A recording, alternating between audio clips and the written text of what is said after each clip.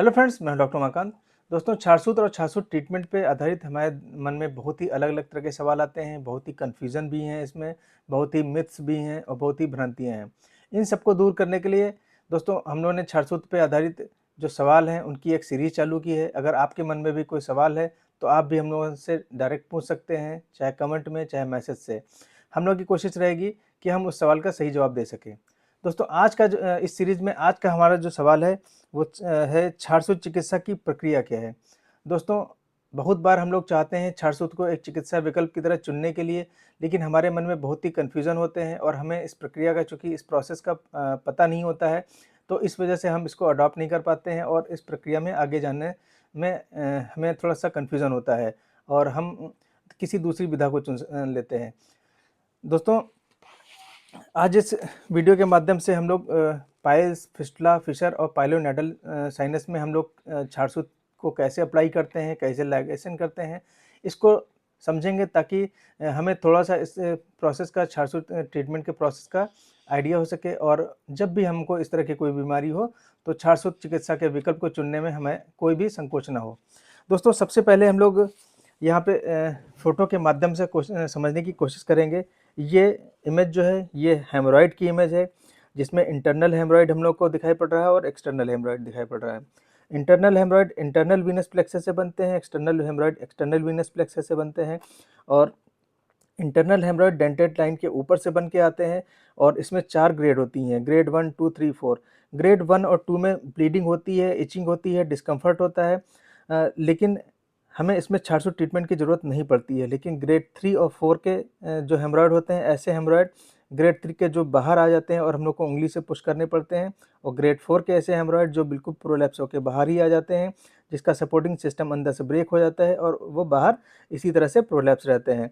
उसको हम लोग बेस से लाइगेट कर सकते हैं, सिंगल एक बार में हम लोग लाइगेट कर देते हैं और काफ़ी दृढ़ बंधन करते हैं, काफ़ी टाइटली लाइगेशन करते हैं, जिससे इसके अंदर जो ब्लड सप्लाई जा रही होती है, वो समाप्त हो जाती है और धीरे-धीरे 6 से 7 दिन में ये जो हम लोग का हेमोरॉइडल मास होता है, ये शेड ऑफ हो जाता है अपनी नेक्रोसिस के कारण और इसमें जो स्नोही की कोटिंग होती है, वो लेखन का कर्म बहुत अच्छा करती है, जिसकी वजह से जो हमारी दीवार होती है, उसपे स्कर भी नहीं आने पाता है और वो वहाँ से सारी डेब्रिस को हटा देती है और हमारा जब भी हेमोरॉइड ठीक होता है, तो वहाँ की स्किन बिल्कुल नॉर्मल हो चुकी होती है।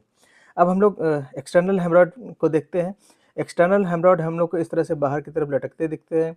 एक्सटर्नल हेमरॉइड में हम लोग को छारसूत चिकित्सा से बचना चाहिए क्योंकि यहाँ पे जो सोमैटिक सप्लाई होती है बहुत ही पेनफुल होती है।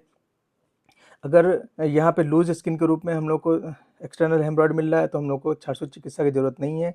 लेकिन अगर हम लोग पॉटी में प्रेशर अप्लाई करते टाइम 170 मिलीमीटर एचजी को क्रॉस कर जाते हैं और एनल प्रेशर हमारा बहुत ही ज़्यादा बढ़ जाता है 170 से, तो ये जो हम लोग को यहाँ पे वीनस प्लेक्सस दिख रहा है, ये रप्चर हो जाता है और यहाँ पे एक सब एक्यूट पेरिनेल हेमेटोमा बन जाता है, जिसको हम लोग थ्रम्बोज्ड हेमरॉइड कहते हैं।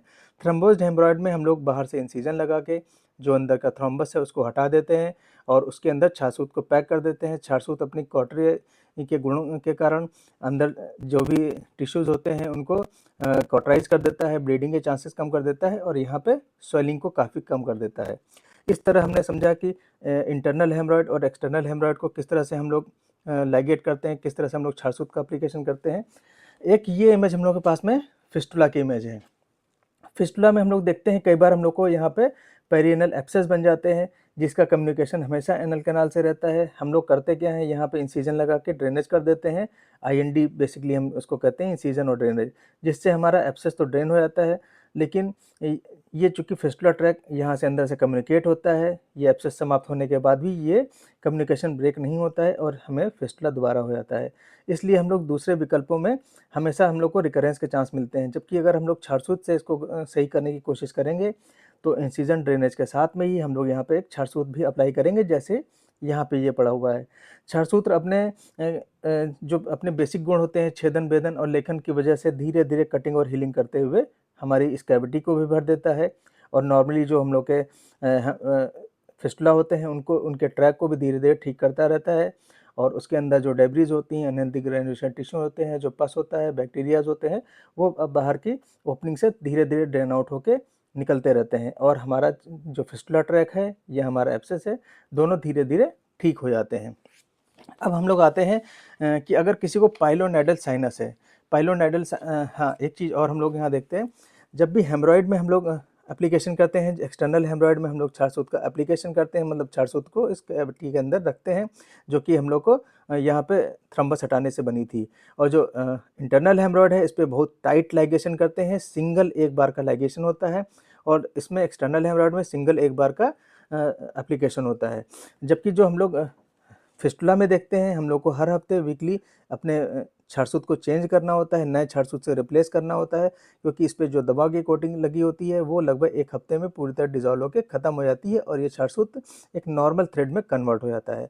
तो हम लोग इसलिए जब भी वीकली नए छारसूत से इसको रिप्लेस कर देते हैं, ताकि जो नया छारसूत है फिर से यहाँ पे कंटिन्यूअस ड्रग की सप्लाई को कर सके और छारसूत अपने निहित गुणों को सही से इस घाव को भरने में मदद कर सके। तो हम लोग को फिस्टुला ट्रैक में जो पड़ा रहता है छारसूत, उसको बार-बार रिप्लेस करना होता है वीकली, जब तक हमारा ट्रैक सही ना हो जाए। ग्रेड 1-2 लगभग 1 से डेढ़ महीने में ठीक हो जाते हैं। ग्रेड 3-4 के जो फिस्टुला होते हैं लगभग 2.5 से 3 महीने में ठीक होते हैं, और ग्रेड 5 में थोड़ा ज़्यादा समय भी लग सकता है। जबकि जो एब्सेस है ये 15 दिन में पूरी तरह ठीक हो जाता है। अब हम लोग आते हैं पाइलोनेडल साइनस में। पाइलोनेडल साइनस हम लोग को रीढ़ की हड्डी के नीचे इस तरह के फोड़े के रूप में दिखती है। अगर हम लोग इसको अच्छे तरह से देखने की कोशिश करेंगे तो जो नेटल क्लेफ्ट होता है, नेटल क्लेफ्ट में सबसे पहले एक प्राइमरी ओपनिंग बनती है। इस प्राइमरी ओपनिंग के थ्रू यहाँ पे जितने बाल हैं और जो गंदगी है सारी अंदर जाके सबक्यूटेनियस टिश्यू में इकट्ठा हो जाती है और इस तरह की एक सिस्ट का फॉर्मेशन कर लेती है। ये इस सिस्ट में प्रेशर बढ़ने के कारण ये सिस्ट आगे जाके कहीं पर रप्चर हो जाती है, जिससे सेकेंडरी ओपनिंग बन जाती है और ये यहाँ पे हम लोग को हेयर्स के रूप में फॉरेन पार्टिकल यहाँ पे पड़े रहते हैं। चूँकि फॉरेन जो बाल होते हैं या हेयर्स होते हैं ये फॉरेन बॉडी की तरह एक्ट करते हैं, इसलिए ये हमेशा पस डिस्चार्जिंग कैविटी की तरह बनी रहती है। जब भी हम लोग छारसूत का एप्लीकेशन करते हैं तो हम लोग इस ओपनिंग को, सेकेंडरी ओपनिंग को वाइड कर लेते हैं, प्राइमरी ओपनिंग को भी वाइड कर लेते हैं और इसमें जो भी यहाँ पे हेयर्स होते हैं या जो भी गंदगी होती है इसको एक बार में सारी निकाल के कैविटी को साफ़ कर लेते हैं और एक छारसूत यहाँ पे अप्लाई कर देते हैं। छारसूत अप्लाई करने की वजह से इसकी जो दोनों ओपनिंग है इनकी पेटेंसी बनी रहती है और ओपनिंग बनी रहती है, जिससे सारी गंदगी और डिस्चार्ज यहाँ से निकलता रहता है। और छारसूत जैसे कि हम जानते हैं अपने हीलिंग और कटिंग की प्रॉपर्टी की वजह से धीरे-धीरे इस ट्रैक को क्लीन करता रहता है और कटिंग और हीलिंग की वजह से धीरे-धीरे हम लोग नीचे के टिश्यू से उठकर ऊपर सरफेस की तरफ आते रहते हैं। और अगर हम लोग का पाइलोनेडल साइनस का ट्रैक बहुत बड़ा नहीं है तो हम लोग इसको लगभग 1 महीने में पूरी तरह से ठीक कर सकते हैं। कई बार हम लोग को और भी सेकेंडरीज़ ओपनिंग बनी होती हैं, तो जैसे यहाँ पे इस ओपनिंग में हम लोग को सिर्फ 1 से छारसूत लाइगेट करना पड़ेगा, अगर 1-2 और हैं तो हमें 2 या 3 भी छारसूत लाइगेट करने पड़ सकते हैं, लेकिन सारी जितनी भी ट्रैक होता है वो सेम टाइम में ही 1 से डेढ़ महीने में पूरी तरह से ठीक हो जाता है।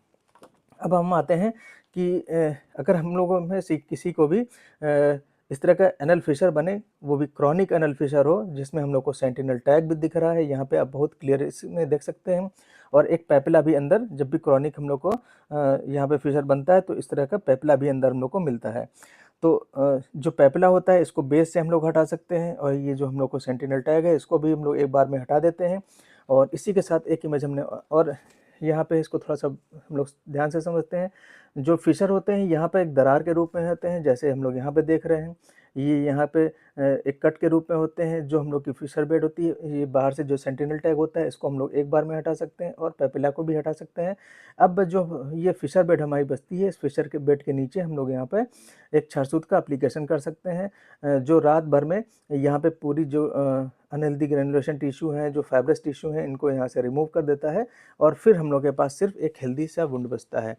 तो जो हम लोग फिशर में अप्लाई करते हैं, यहाँ पे हम लोग को बहुत टाइटली नहीं बांधना होता है, यहाँ सिंगल लाइगेशन होता है। हम लोग को पाइलोनेडल साइनस में फिस्टुला की तरह ही बार-बार हफ्ते-हफ्ते रिप्लेस करना होता है।